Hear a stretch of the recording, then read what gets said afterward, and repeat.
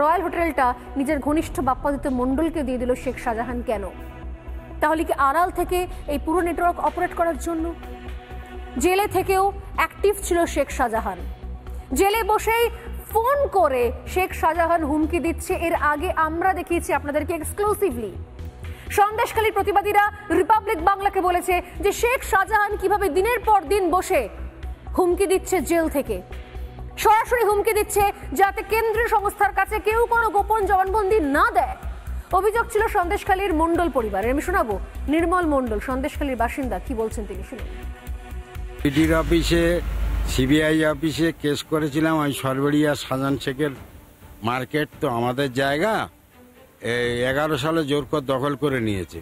এবার ওর হয়ে প্রতিবাদ করেছিলাম বলে আমাকে হুমকি টুমকি দেখিয়েছে। আর ইডির অফিসে গেছিলাম বলে আমাকে এখানে মুসলিম শেখ আর উসমান আনসারি, মফিজুল মোল্লা আর নাসিররা আমাকে হুমকি দিচ্ছে, বলে তোরে কেটে কুচিয়ে দেবো, ভাসিয়ে দেবো, তো দেখে নেবো। শেখ শাহজাহান হুমকি দিচ্ছে ভাইকে ফোন করে, মানে অন্য লোকের ফোন থেকে ফোন করে বলে তোর বড়দাকে মেরে দেবো, বাড়ি হাত পা কুচে দেবো, ঘর বাড়ি সমান করে দেবো, তোদের বংশ। নিজে বলছে শেখ শাহজাহান অন্য লোকের ফোন দিয়ে, ওই মফিজুলের ফোন করে ভাইকে দিয়েছে, বলে তোর বড়দাকে সাবধান করবি। ভাবুন, জেলে বসেও অ্যাক্টিভ ছিল, জেলে বসেও নেটওয়ার্ক চালাচ্ছিল, তাহলে কি করছে পুলিশ? আমার তো সন্দেহ সিআইডি বিভিন্ন রেড ফেড যেগুলো করছে সেগুলো আইওয়াশ কিনা, আসলে সত্যি দেখানোর জন্য কিনা যে শেখ শাহজাহানের সমস্ত খবর রয়েছে তাদের কাছে, এবং যাতে কেন্দ্রীয় সংস্থা আর ইন্টারফেয়ার না করে। পুরোটাই সাজানো গোছানো নয় তো, কারণ জেলে বসে টানা হুমকি দিয়ে গেছে শেখ শাহজাহান বারবার, এবং কি ভাষায় হুমকি দিয়েছে। রবীন মণ্ডল, এখানে নির্মল মণ্ডলের কথা শোনালাম, রবীন মণ্ডল তার ভাই, তাদেরকে কি ভাষায় হুমকি দেওয়া হয়েছে। সন্দেশখালীর বাসিন্দা রবীন মণ্ডল ঠিক কি অভিযোগ করেছিলেন একবার বলবো আপনাদের।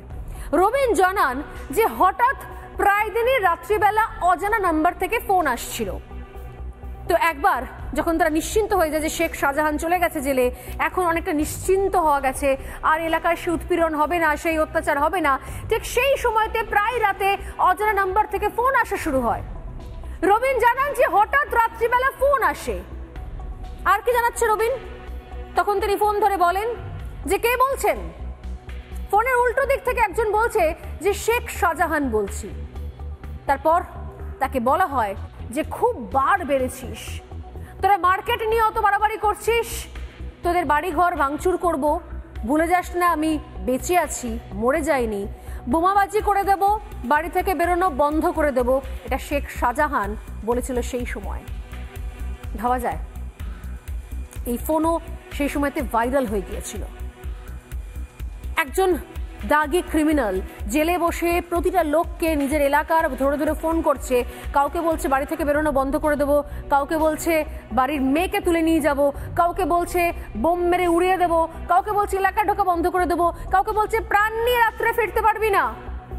দিনের পর দিন এগুলো চলছে কি করে, কোন জায়গা থেকে?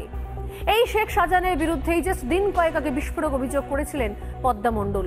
2019 সালে শাহজাহানের হাতেই খুন হতে হয় চোখের সামনে পদ্মা মণ্ডলের স্বামীকে, এবং খুন করে সেই সময়তেও কিন্তু বাংলাদেশেই পালিয়ে যায় শাহজাহান এবং তার সাথীরা।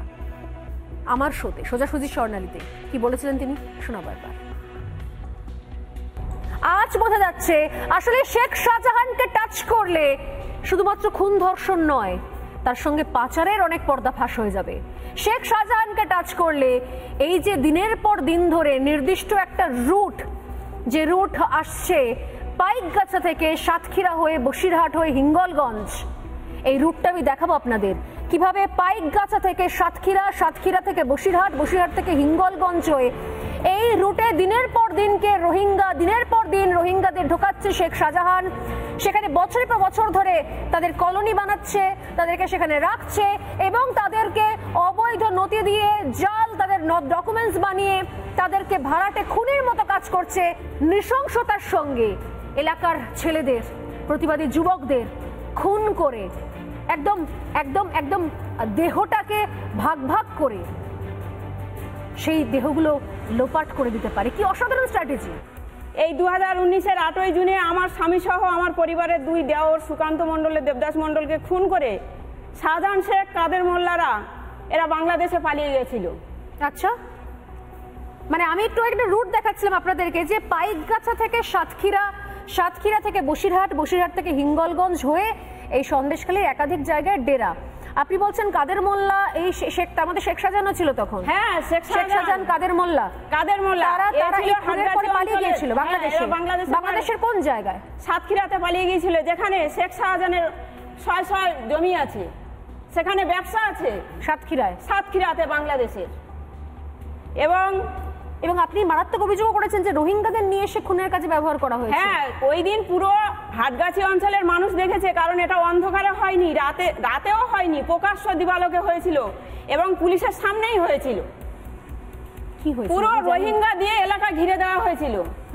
রোহিঙ্গাদের নিয়ে এসে ওখানে, তারা কি সব এলাকার লোকজন? এলাকার নয়, তারা বাইরে থেকে এসছে। সব রোহিঙ্গাদেরকে আশ্রয় দিয়েছে ওখানে, তাদের সব আধার কার্ড, আই কার্ড সব বানিয়ে দেওয়া হয়েছে, কারণ শাহজাহান শেখ ওখানে ৬০০ একর জমি সম্পত্তি দখল করেছে।